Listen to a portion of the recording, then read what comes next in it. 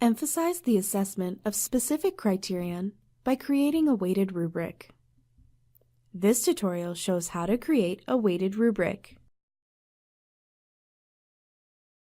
To begin, from Rubrics, click New Rubric.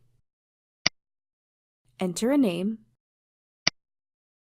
Rubrics autosaves your changes. To create a weighted rubric, change the scoring method to Custom Points. Click Scoring and select Custom Points. Navigate to customize levels and criterion. Next, customize levels and criterion by clicking it. Note: weighted rubrics should be aligned to the total score of the assignment or weighted out of 100. Assign total values to each criterion.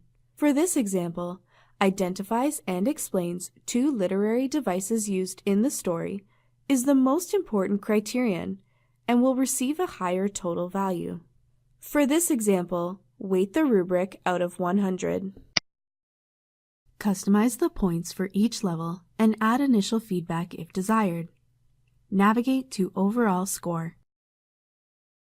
The overall score is assigned to students based on their level of achievement. To update the overall score levels and feedback, click it. Click Options. To customize your rubric options. When you are ready, click Close. Emphasize the assessment of specific criterion by creating a weighted rubric.